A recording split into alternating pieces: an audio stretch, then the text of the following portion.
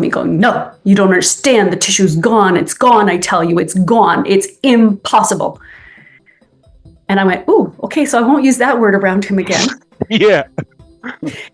And so I went toe to toe with the whole medical establishment and did whatever it took, including becoming specialized in traumatic brain injury, going back to medical school. I was already a doctor of chiropractic and acupuncturist. Did whatever I took, whatever certification I needed to find the answers, because it was absolutely unacceptable to me, especially knowing, as I knew, that neuroplasticity was a thing outside of conventional medicine, that there's absolutely no way I am allowing my son to live with that diagnosis. And it's been a long, hard slog, and neuroplasticity is alive and well and is possible for everyone, because my son, who is still missing 20% of his brain, not only walks and talks, he graduated as an engineer from one of the best universities in the world. So, wow. A proud mama moment. Yes, I cried. Oh, wow. Yeah. Yeah. Woo, woo, woo, woo, woo, woo. I wish I had a fanfare now. Maybe I would like to say I'll do it in the edit, but I'm not that clever. So, but that, you see, so obviously, you guys don't know me, actually, Daniel and Lisa. So I've had a series of injuries and deaths and near deaths, and so I'm paralyzed the upper right side of my body from a motorcycle accident. I've broken my left wrist, so I can't use my right hand at all. Can't feel my fingertips in this side. Dead twice. On the roadside, once more in hospital later, absolutely unbearable pain that 27 years later, the only way I get any rest is to take so much medication, it would probably kill one of you. And I'm in screaming agony now, but you understand I spent 6 years of drug and alcohol abuse, properly really just wanting to be anywhere other than my own brain. And after the strokes I suffered, which then meant I didn't have my articulation, I didn't have the one thing that made me me, so I couldn't walk, and I had 6 strokes between 2003 and 2006. Last one wiped me out completely. Even the perception of a reality was taken away. I had light coming in, being received, but I couldn't even focus my eyeballs for about 2 weeks. And then I couldn't walk and talk at the same time for 4 years. So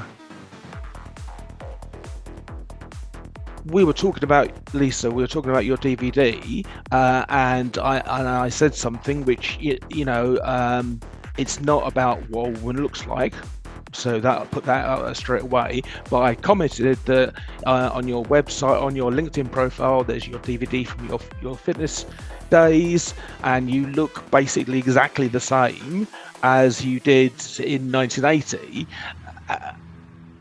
Is that how you do it? Is that how you've reached this level of understanding?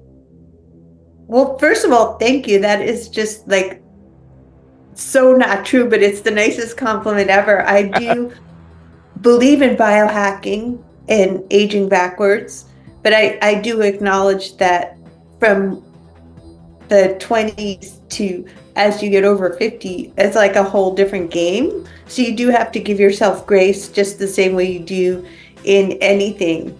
Yeah. So I really appreciate the compliment, and I do take my health and wellness seriously, because as a high performance executive coach, I want to show other people that self-leadership is the first part of any leadership. It's like how you lead yourself. Other people that you influence will notice. So, most of the elite top high performers take their health and wellness seriously.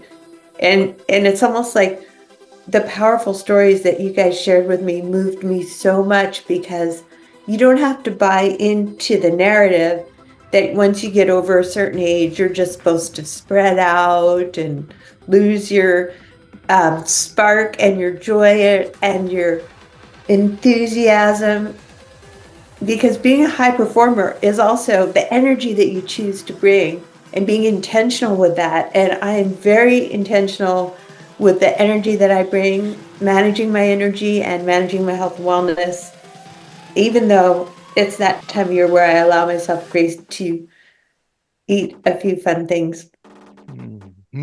Such as? Oh, well, we have to make cookies tonight, apparently. Normally I don't eat bread, but I've been on holiday for a month. Not really holiday, but workation. And now that I'm back, it's just, I have to enjoy my life. It's so important to me. I was in New York for Thanksgiving with my family. We had a huge birthday party for my mom. So I'm hoping that I have her genetics, and just allowing myself to enjoy my life, because I used to be just go, go, go. Mm-hmm. And then I realized that I was burnt out. Yeah. So I decided to change everything. I moved a year ago. I got married 8.5 months ago, and I decided to just take more time for just me so that I can be refreshing, give more to other people, and show up with a kind of energy that I think high performance is all about. Is that the top high performers are fit. Mm-hmm. They don't make excuses. They lead themselves first. They don't come in with anger, which I do see this a lot, but it is the intelligence that you can learn, like neuroplasticity. You can learn to manage your reactions to things. Yeah. As a high performer. You can learn that we all have those things, but you have to start asking yourself, is this permanent? Is it true? And questioning your own thinking too. Yes. So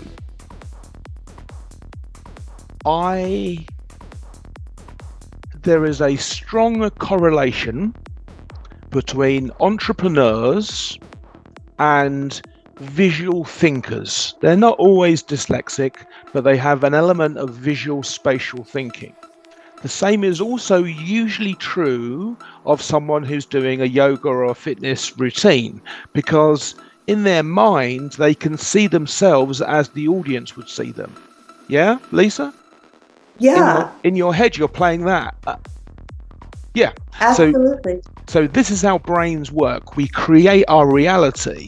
Yeah. So,